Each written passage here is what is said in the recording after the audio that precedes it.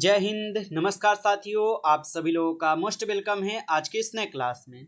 साथियों, आज के इस क्लास में हम सभी लोग पढ़ने वाले हैं एसएससी एमटीएस के एग्ज़ाम के लिए मोस्ट इम्पॉर्टेंट प्रीवियस ईयर के क्वेश्चन को, जो कि साथियों आपके एसएससी एमटीएस के एग्ज़ाम के लिए काफ़ी इम्पोर्टेंट है। तो आप सभी लोग इस क्लास को बिल्कुल अच्छी तरीके से लास्ट तक देखिएगा और इस क्लास में दिए जाने वाले सभी प्रश्न को साथियों अच्छी तरीके से आप जरूर याद कर लीजिएगा, जिससे कि आप अपने एग्जाम में सभी क्वेश्चन को आसानी तरीके से बना पाएंगे। तो चलिए साथियों, क्लास को स्टार्ट करते हैं। उनसे पहले यदि आप इस चैनल पे पहली बार जुड़े हैं तो आप इस चैनल को सब्सक्राइब कर लीजिए और सब्सक्राइब करके साथियों आप ऑल नोटिफिकेशन को जरूर ऑल पे दबा लीजिए, ताकि जब भी क्लास स्टार्ट हो सबसे पहले क्लास का नोटिफिकेशन आपके पास पहुँच सके। तो आप इस चैनल को सब्सक्राइब कर लीजिए, साथ ही साथ आप इस क्लास को ज़्यादा से ज़्यादा लाइक जरूर कर लीजिएगा। तो चलिए साथियों, क्लास को स्टार्ट करते हैं और देखिए क्वेश्चन क्या दिया गया है। क्वेश्चन दिया गया है कि लंदन से प्रकाशित प्रमुख समाचार पत्र हैं। साथियों, ये सभी क्वेश्चन बिल्कुल इंपॉर्टेंट और सेलेक्टेड क्वेश्चन लिए गए हैं, जिससे कि साथियों आपके पेपर में 100% यहाँ से आपको क्वेश्चन देखने को मिलेंगे। तो अच्छे से आप इन प्रश्न को जरूर याद कर लीजिएगा और बताइए साथियों कि लंदन से प्रकाशित प्रमुख समाचार पत्र हो जाएंगे। तो यहाँ पे आप इस क्वेश्चन का सही जवाब साथियों ऑप्शन यहाँ पे बी कीजिएगा। 2 टाइम्स हो जाएंगे साथियों, ऑप्शन बी लगाए हैं तो आपका सही जवाब है ऑप्शन बी। अगला प्रश्न देखिए साथियों, क्वेश्चन है कि अल मुख बारात किस देश की गुप्तचर संस्था है। बताइए कि अल मुख बारात किस देश की गुप्तचर संस्था हो जाएंगे साथियों। तो याद रखिएगा इराक के हो जाएंगे। ऑप्शन ए यहाँ पे आप लोग का सही जवाब है, इराक हो जाएंगे। आगे देखिए साथियों, क्वेश्चन आता है ज्योति तीव्रता का एसआई मात्रक क्या होता है। साथियों, ये सभी क्वेश्चन काफ़ी इंपॉर्टेंट और वीवीआई सेलेक्टेड क्वेश्चन है, जिससे कि साथियों आपके पेपर में 100% यहाँ से क्वेश्चन आपको देखने को मिलेंगे। अच्छे से आप इन प्रश्न को याद कर लीजिएगा। तो ज्योति तीव्रता का यहाँ पे एसआई मात्रक क्या होता है, तो साथियों आप लोग याद रखिएगा यहाँ पे कैंडला हो जाएगा। ऑप्शन बी आप लोग लगाए हैं तो सही जवाब है कैंडला। आगे देखिए साथियों, क्वेश्चन आपका आता है किस पंचवर्षीय योजना में भारी उद्योग पर जोर दिया गया है। तो किस पंचवर्षीय योजना में भारी उद्योग पर जोर दिया गया है। तो साथियों याद रखिएगा दूसरी पंचवर्षीय योजना पे। ऑप्शन आपका बी सही जवाब है, याद रखिएगा। अगला प्रश्न आपका आता है साथियों, और प्रश्न क्या है कि किस अनुच्छेद में ग्राम पंचायत का गठन है। तो किस अनुच्छेद में ग्राम पंचायत का यहाँ पे गठन हो जाएंगे साथियों। तो याद रखिएगा आप सभी लोग अनुच्छेद 40 में है। ऑप्शन आपका डी सही जवाब है, अनुच्छेद 40 हो जाएंगे। अगला प्रश्न आपका आता है साथियों यहाँ पे कि राज्यपाल का क्षमादान किस अनुच्छेद में है। तो राज्यपाल का क्षमादान ये कौन से अनुच्छेद में हो जाएंगे। तो साथियों याद रखिएगा राज्यपाल का जो क्षमादान है यह अनुच्छेद 161 में है। ऑप्शन आपका बी सही जवाब है, अनुच्छेद 161 में। चलिए आगे देखिएगा साथियों, क्वेश्चन आपका आता है सहकारी समितियों का उल्लेख किस भाग में है। बताइए साथियों कि सहकारी समितियों का उल्लेख ये किस भाग में किए गए हैं। तो यह भाग आपके 9B में है। ऑप्शन आपका यहाँ पे बी सही जवाब हो जाए, सॉरी ऑप्शन सी हो जाएंगे साथियों, यहाँ पे 9B में हो जाएंगे, याद रखिएगा। अगला प्रश्न है कि केरल उच्च न्यायालय किस संघ राज्य क्षेत्र का मुद्दा देखता है। तो केरल उच्च न्यायालय किस संघ राज्य क्षेत्र का मुद्दा देखता है। तो साथियों आप लोग याद रखिएगा यह देखते हैं आपके लक्षद्वीप का। तो ऑप्शन सी आपका सही जवाब होगा, लक्षद्वीप। आगे देखिए साथियों, क्वेश्चन है कि भारत के मूल अधिकार कहाँ से प्रेरित है। तो भारत के जो मूल अधिकार है साथियों ये कहाँ से प्रेरित है। तो भारत के मूल अधिकार है साथियों यह प्रेरित हो जाएंगे कहाँ से। तो यह आपके कहाँ से हो जाएंगे, तो बिल ऑफ राइट्स से हो जाएंगे। ऑप्शन आपका सी हो जाएगा, बिल ऑफ राइट्स। आगे देखिए साथियों, यहाँ पे अगला आपका प्रश्न आता है कि मध्य क्षेत्रीय परिषद का मुख्यालय कहाँ है। तो मध्य क्षेत्रीय परिषद का मुख्यालय कहाँ पर हो जाएंगे। तो साथियों ये इलाहाबाद में होगा। ऑप्शन ए आपका सही जवाब होगा, इलाहाबाद।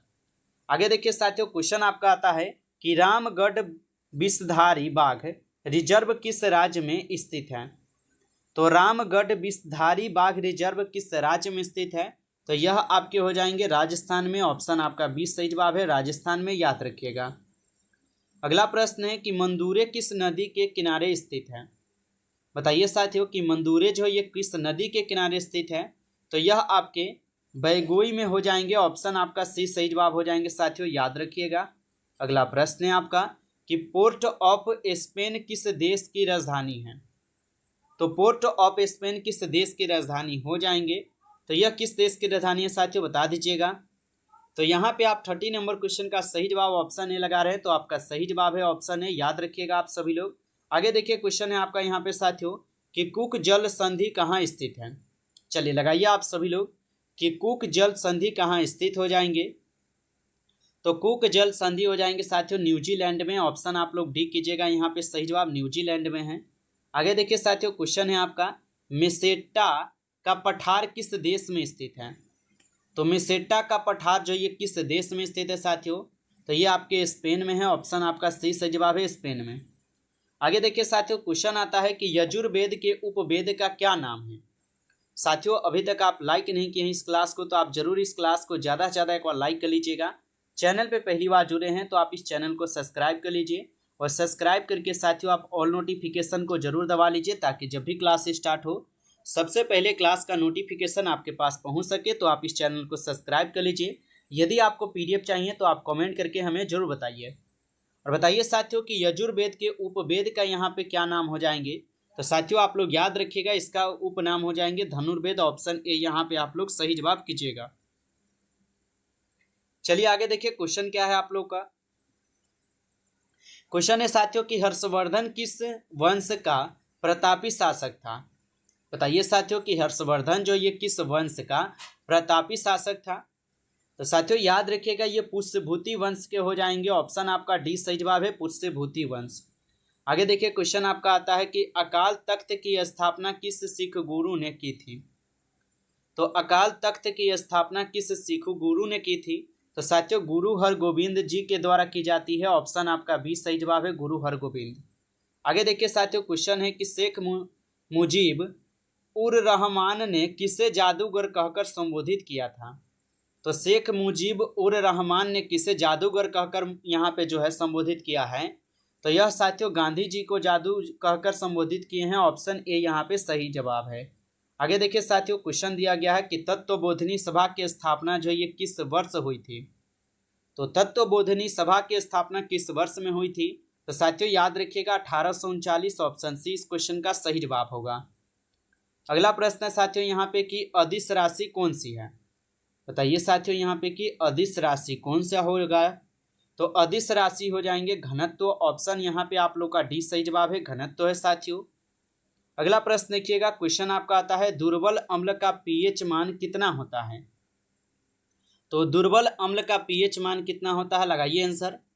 तो याद रखिएगा दुर्बल अम्ल का पीएच मान होता है 3.5 -7 हो जाएंगे, ऑप्शन ए आपका सही जवाब हो जाएंगे इस क्वेश्चन का। आगे देखिए साथियों क्वेश्चन आता है कि जिप्सम किसके अयस्क का नाम है। तो जिप्सम किसके अयस्क का नाम हो जाएंगे। तो साथियों आप लोग याद रखिएगा यह आपके सोडियम के हो जाएंगे, ऑप्शन ए आपका सही जवाब है सोडियम।